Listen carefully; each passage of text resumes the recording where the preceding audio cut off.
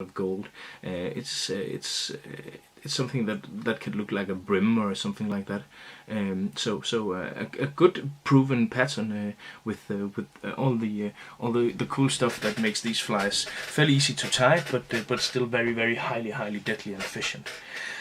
Okay, so first up, what we're going to use is today we're going to use some. Just tell you, some bucktail, or you can just click in the corner to see the material list. Some flesh and some saddle feathers and stuff like that. Well, let's just get to it, and click in the corner to see the full material list.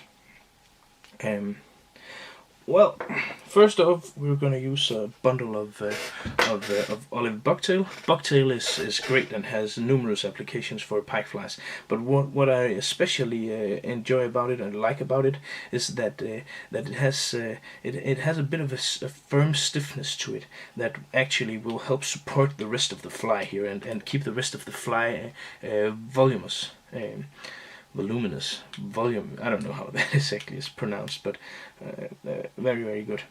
So as you can see, I'm tying this on a Future Fly tube. I'm also using the new Future Fly thread, which is thinner than most other of the GPS threads, and so far, and I've tied quite a lot of flies with this. So far, it hasn't had the thing the other ones does, where it kind of entangles and stuff like that. So very good. Also, it's thinner, so you can use this for pike flies, but you can also use it for any other flies. I really like this. I even think it's better than the Vevus, which I'm still fond of the Vevus, but this is going to be the one thread I'm going to use for, well, basically everything from now on, I think.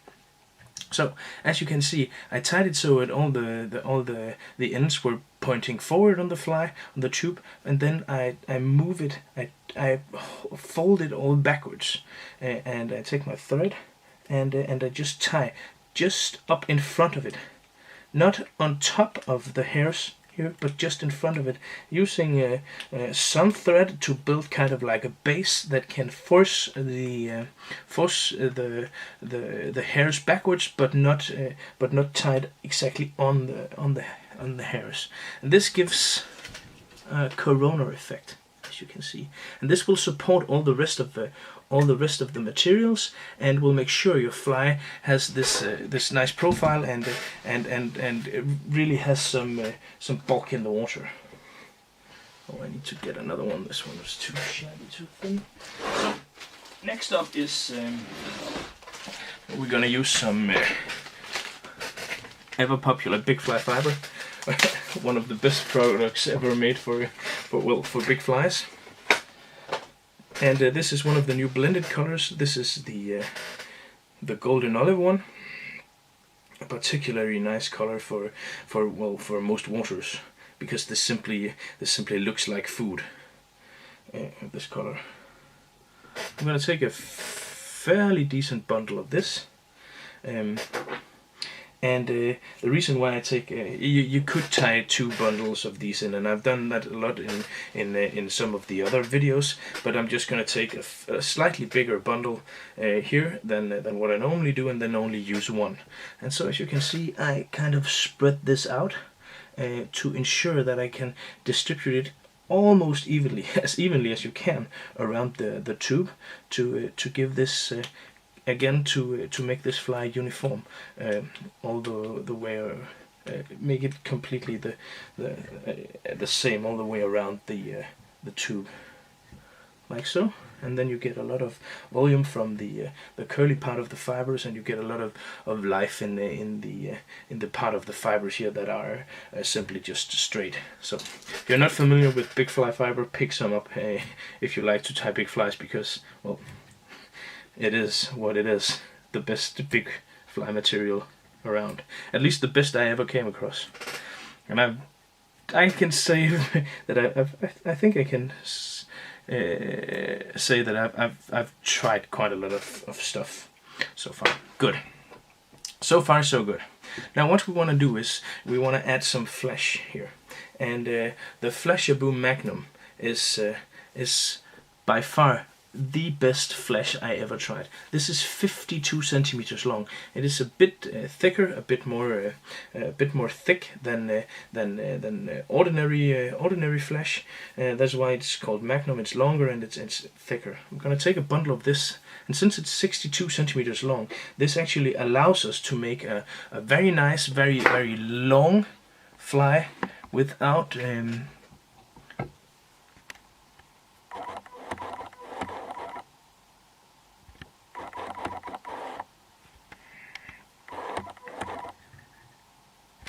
good. This allows me to make a fairly long fly.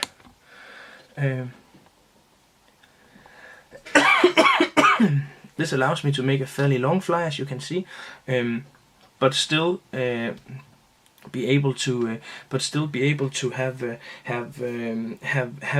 enough materials to double it. So first of all, I'm going to take this end and I'm going to pull this out so the ends here are not uniform in length. Then I'm just going to make sure that the rest of the material is straight, and I'm going to tie this down. So approximately something, I would say something like 30 centimeters, something like that. This has to be roughly the same length as the big fly fiber. Again, I'm going to try to distribute it as evenly as I can all the way around the tube here, like so. And then I'm gonna tie this down like that.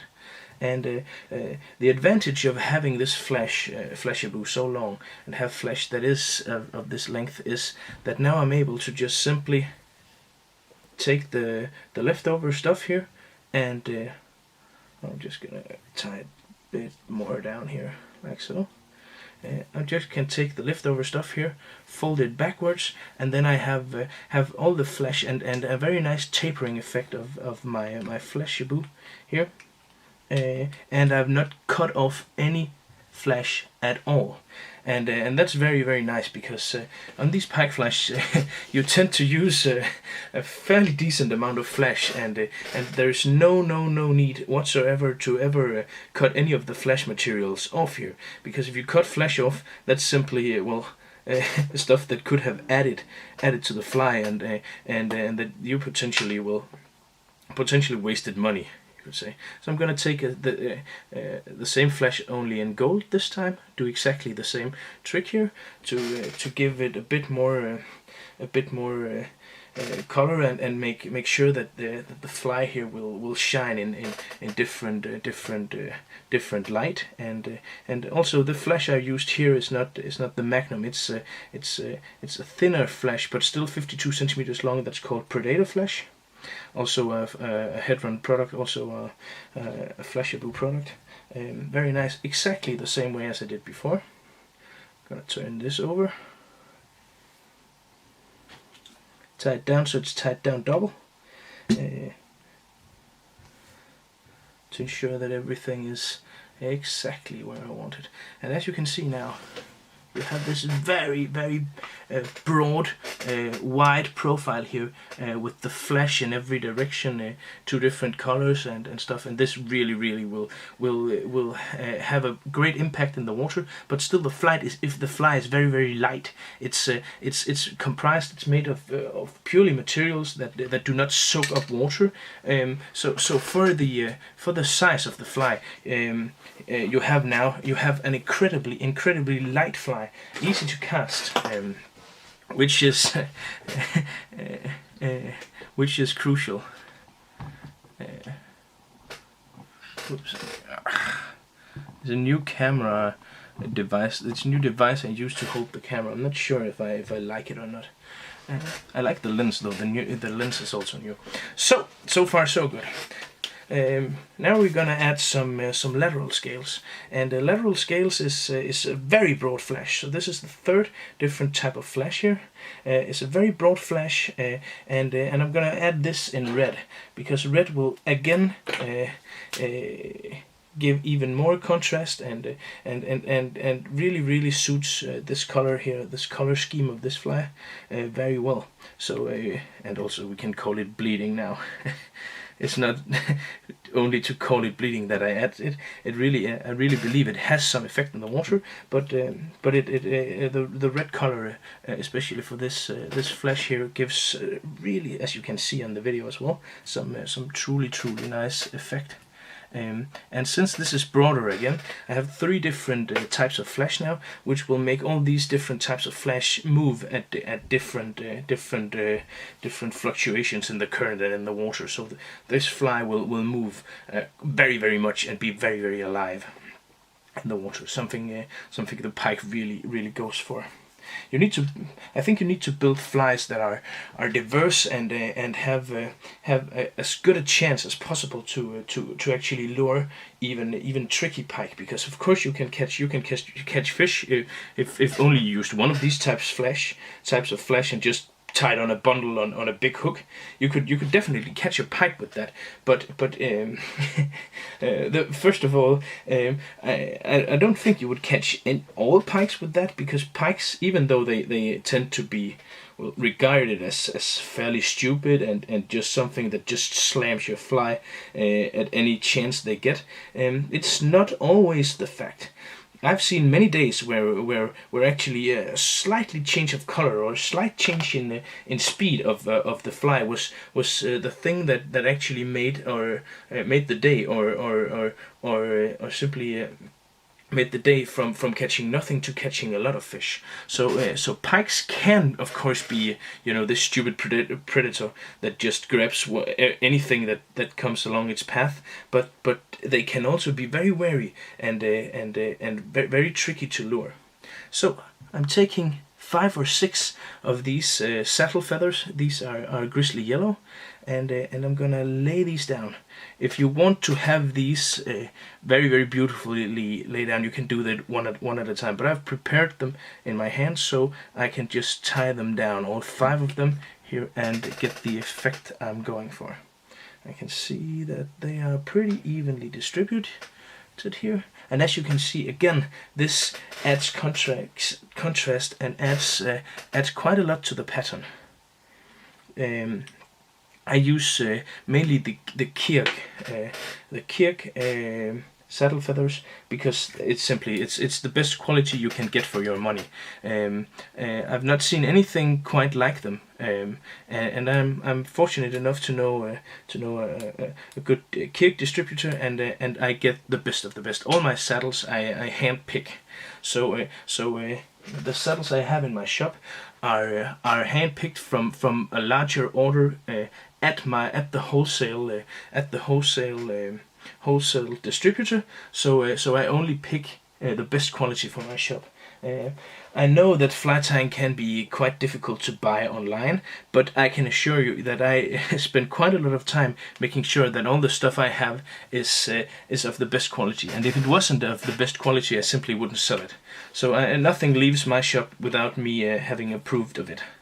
Well, as you can see now, most of the flesh and stuff like that I've tied down using doubly, but you can't do that with the saddle feathers, and you want the saddle feathers to be securely fastened. So what I do is I take some Sabagap, and simply the great stuff with Sabagap, it has this small brush here. So you can just brush some Sabagap on the places where you want it, and the super glue simply make sure that your saddle feathers, your expensive, regretfully, they are expensive saddle feathers, stay exactly where you want them to be. Good. Next up, ostrich. Ostrich is great because it's much more durable than one should expect, and it gives a tremendous amount of movement in the water. So take a small bundle of these. It's important to get ostrich in a good quality. You don't want something that is only 8 or 10 centimeters long. You need something that is long. The ones I have in my shop, I struggle, and again, I have a very high standards for the quality of ostrich, so I only have the best, and I hand pick my ostrich from my supplier as well. So if a package of ostrich is not up to standard, I simply won't have it in my shop. So this is a golden brown color, and I take this and again tie it down so it's facing forward, and I'm tying it down so it's laying all the way around the tube here, like this, using some turns of the thread. Just gonna hold everything back and cut off these stumps here. No need for those. Well, I can see I missed quite a lot of. There wasn't any ostrich on your side. Sorry about that. It shouldn't be cheated like that. I'm just gonna take a few more hurls here.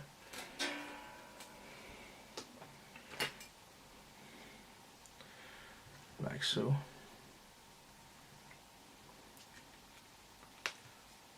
Gonna tie them down here. Pike is great fun. I'm looking so forward to both the winter fishing, but also the spring fishing. The spring fishing is the part of the pike fly fishing I like the best, because you get to use a lot of poppers, and popper is, well, popper is just well, beyond. It is out of this world. It's so much fun. Well, so what I'm gonna do now is I'm gonna take a golden olive marabou feather. This one looks fairly nice. And I'm gonna tie this down and use it as a hackle to kind of make the front part of this fly even bigger, to make it more dense, to make it like the head of the fly, the head of this small brim, or what we will decide on this should look like. And I'm gonna turn it just like a hackle. Tied it down in the tip. That's the easiest way, and also it's not possible to turn actually a marabou feather if it isn't tied down in the tip, because the feather so fast becomes too thick to actually be useful or anything. Gonna make sure everything is folded back. I'm gonna turn my thread here to fasten the hackle. And the reason why I have all this sticking out is because we're gonna put a flyman fish skull on here and make that turn all the ostrich feathers, which will give the fly even more bulk, that I haven't tied them down, kind of like, you know, the standard way. So, cutting that off, like so, folding everything backwards. Gonna make my whip finish here, and my knot here is gonna be covered with the plastic head, the plastic fish mask, which will again ensure that that my head here won't be terrorized by the pike's teeth, and again making my fly even more durable. Also, when I'm doing it like this, I ensure that the fish skull will be filled with material, so there will be no room left for air bubbles and stuff like that, making it fish even better. So, as you can see, I'm going to take the flyman fish masks, turn all of this backwards, like so, fold it backwards. I'm going to take my fish mask here, add it to the tube, pull it backwards, like so.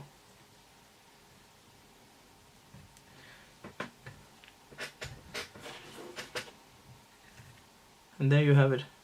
And this fly is so light. It's easy to cast.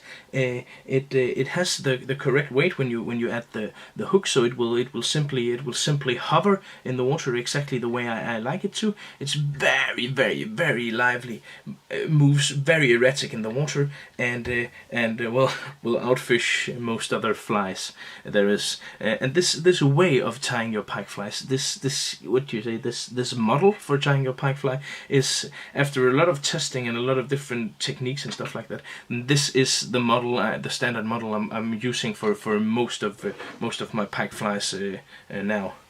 So, oh, one final touch. Just gonna take my saber gap add a small drop to the dentation, to the groove in the pre-made groove in the head. I'm gonna take one of my Frantic eyes, and I can assure you that I am the cheapest shop online for these eyes. I have them for 15 Danish kroner package, which is €2. No matter the size, no matter the color, well, gonna put one of the very popular colors, the black, gold, and silver on here, and there you have it. Oh yeah, just ready for a hook and your golden. You can of course tie this fly as well on direct on a hook. I like the tube, I must say. Well, there it is. Thank you for listening to my rantings.